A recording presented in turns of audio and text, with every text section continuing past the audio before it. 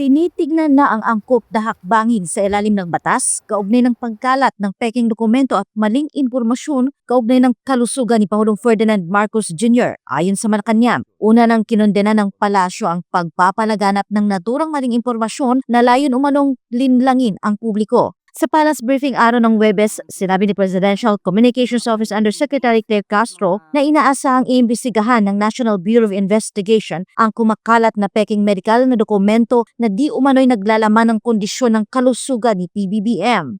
Ani Castro, ito'y seryosong usapin at hindi dapat ipagsawalang bahala. Dapat lang tingnan ito dahil hindi na po biro ang biruin ang kondisyon kalusugan ng Pangulo.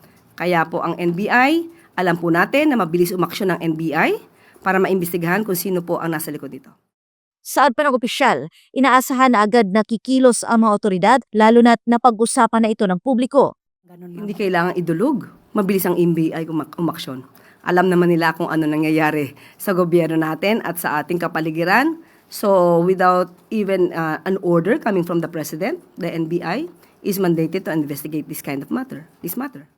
Una nang naglabas ng public advisory ang St. Luke's Medical Center na ang mga medical test result na kumakalat sa social media na di umano'y kay Pangulo Marcos Jr. ay peking dokumento at peke ang nilalaman. Hinihikayat naman ng pamunuan ng ospital ang publiko na maging maingat at responsable sa pagbabahagi ng impormasyon at iwasang ipalaganap ang mga hindi beripikado o hindi opisyal na datos. Gabi ng Miyerkules naglabas ang PCO ng isang video ng Pangulo sa social media. Sa kanyang pahayag, sinabi ni PBBM na mabuti na ang kanyang kondisyon at nagbalik na sa pagganap ng kanyang mga opisyal na tungkulin.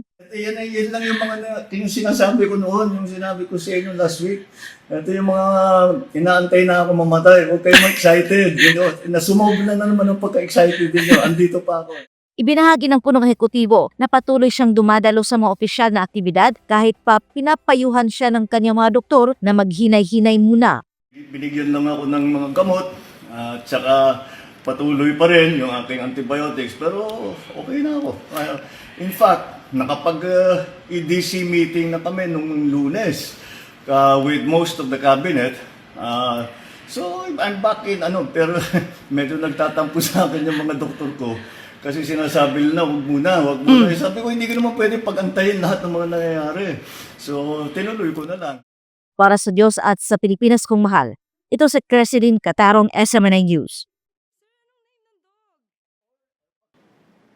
Kinilala ng Department of Foreign Affairs ang mga panukalang resolusyon sa parehong kapulungan ng Kongreso na nananawagan na ideklara bilang persona non grata ang ilang diplomatic personnel ng Chinese Embassy sa Pilipinas. Sa statement ng DFA na binasa ni Presidential Communications Office Undersecretary Claire Castro sa Palace Briefing araw ng Huwebes, ang pagdedeklara ng persona non grata ay isa sa pinakamabigat na hakbang diplomatiko na maaring ipataw ng pamahalaan laban sa mga dayuhang diplomat.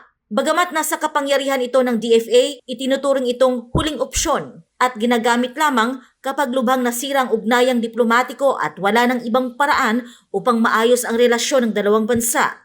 Binigyang diin din ng ahensya na ang naturang hakbang ay may malalaking implikasyon, kabilang ang posibleng ganting aksyon o iba pang countermeasures mula sa kabilang panig. Dahil dito, kinakailangan itong pag-isipan ng mabuti at paghandaan ang magiging epekto nito sa pangmatagalang interes ng Pilipinas. It also carries tremendous implications moving forward, such as reciprocal action or other countermeasures in other areas, which is why it should not be made lightly and decided only with careful and clear thought and preparedness for how it will shape the Philippines' strategic interests moving forward. Tiniyak ng DFA na nananatili itong committed sa mandato nitong magsagawa ng angkop at epektibong diplomasya na nagtataguyod sa pambansang interes. Patuloy din umano ang direktang komunikasyon ng Pilipinas at ng pamahalaan ng China hinggil sa mahalagang usaping bilateral at international. It is hoped that the DFA would be provided with ample space to perform its functions and to sort out issues with foreign counterparts through dialogue and consultation rather than through public discourse in accordance with the President's vision and guidance as the architect of Philippine foreign policy. Samantala, inihayag ng Malacanang na batid ni Pangulong Marcos Jr. ang nagaganap na palitan ng pahayag sa pagitan ng mga opisyal ng Pilipinas at China. Aware po siya at nakikipag-usap din po siya kay Secretary Tess Lazaro at ang aking nabanggit na sinasabi nating polisiya, yun po ang sinasabi ng Pangulo. Sa isang statement na nilabas nitong Enero 28, sinabi ni Xi Jinping, tagapagsalita ng embahada, hindi na kailangan pang padalimin ang issue. Dagdag niya, maaari na lamang nilang ideklara si Ambassador Jing Quan bilang persona non grata. Yon ang pinakadirektang hakbang. Bilang ambassador, siya ang may pananagutan sa lahat ng salita at kilos ng Chinese Embassy. Idinagdag niya na kung sakaling makatanggap si Ambassador Jing ng abiso mula kay Pangulo Marcos, agad siyang aalis ng Pilipinas. Ngunit gagawin niya ito ng may malaking dangal at karangalan dahil natupad niya ang tungkulin at responsibilidad bilang diplomatiko ng China para sa kanyang bansa. Binanggit pa ng opisyal ng embahada na kung may ideklara man na persona non grata sa anumang Chinese diplomat, dapat kasama rin ang buong 12-member Media Affairs at Public Diplomacy Team. Gayunman, iginit ng Chinese Embassy sa Pilipinas na kahit isa raman ang embahada, ipagpapatuloy nila ang pagtutol sa anumang paninira at maling impormasyon laban sa China. Para sa Diyos at sa Pilipinas, kung mahal, ito si Creseline Catarong, SMNI News.